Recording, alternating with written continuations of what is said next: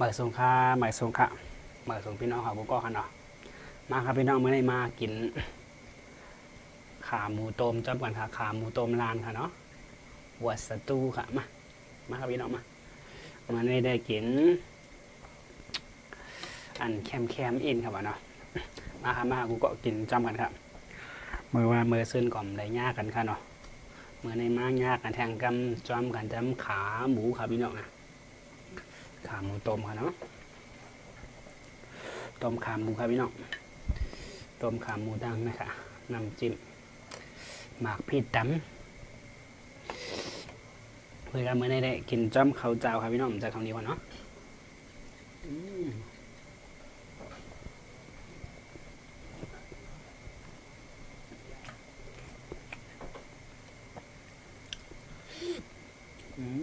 บ่ป่วยดีๆกันเนี่ย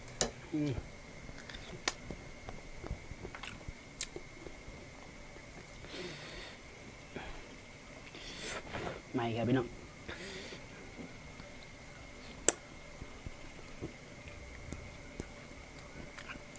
ดึกใหม่ครับ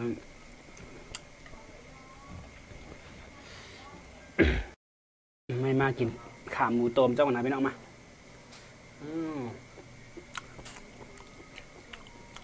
ขาหมูต้มครับพี่น้อง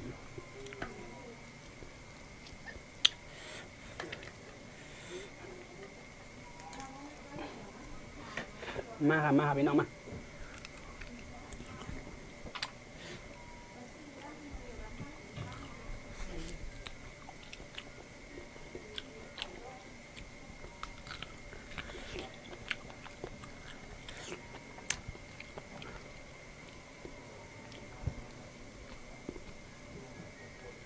ของน้ำสดครับพี่น้อง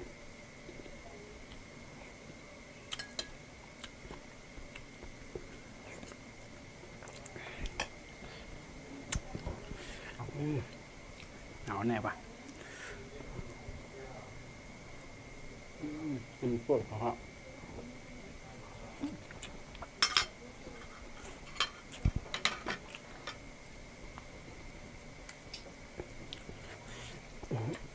ตึกใหม่ครับพี่น้องเนาะ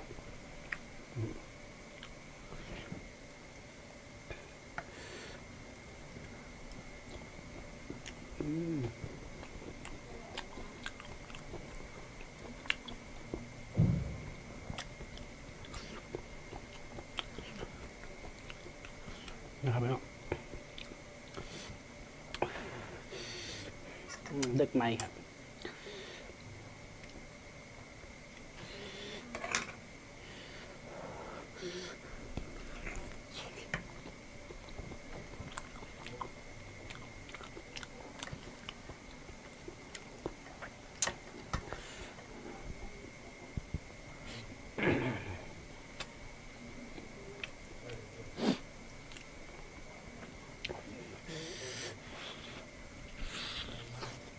ขาหมูต้มใหม่ๆครับพี่น้อง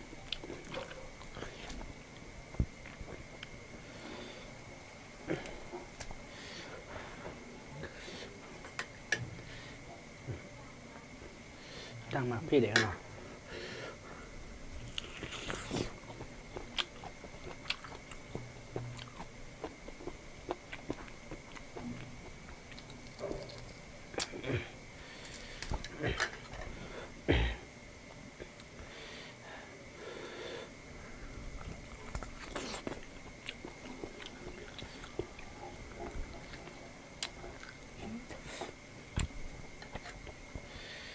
น้ำสดค่ะ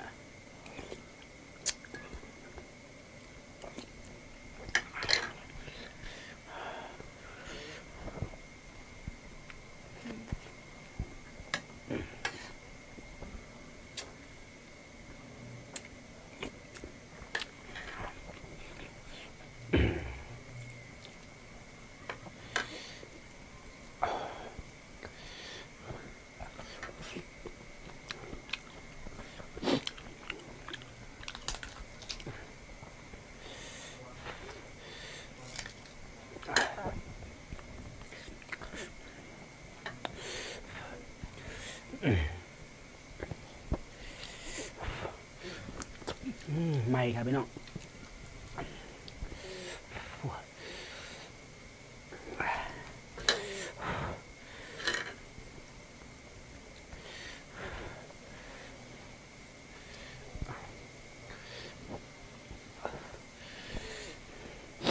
เพราะร้านดีๆกันเนาะ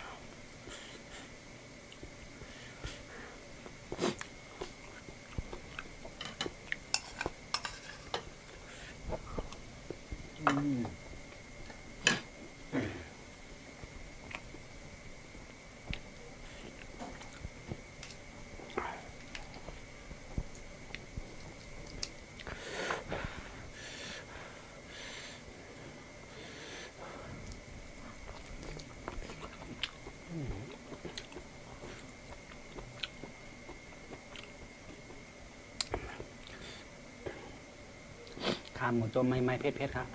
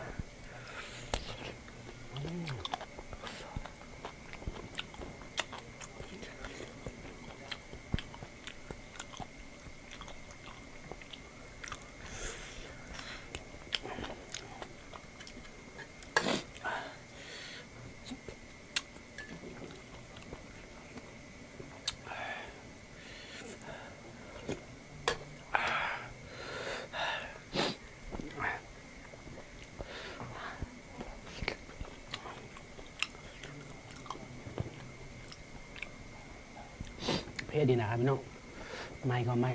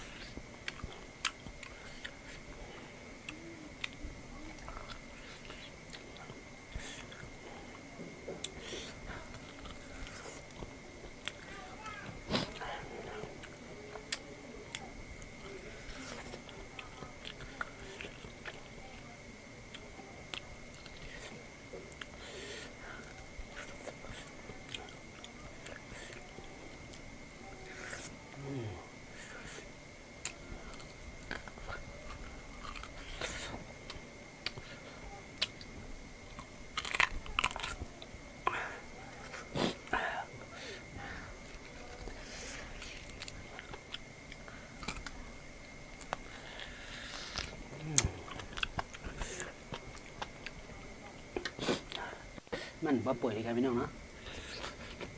มันยากจริงครับ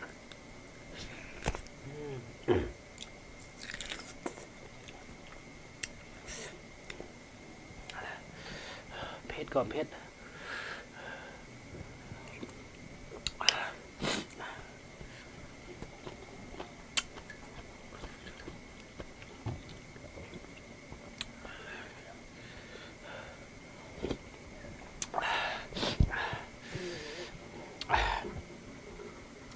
เป็นเห่อใช่ไหมพี่น้องไม่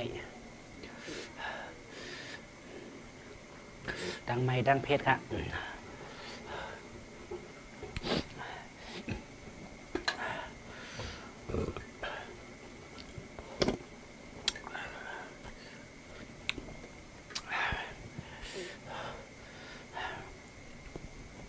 เค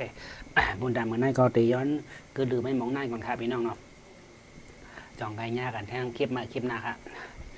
มาซุงกูก็ค่ะแค่นออย่าลืมกดไลค์กดแชร์ปันแห้งใจฟองค่ะเนาะบายบายมาซุงการจองไก่ย่ากันนะคะบายบาย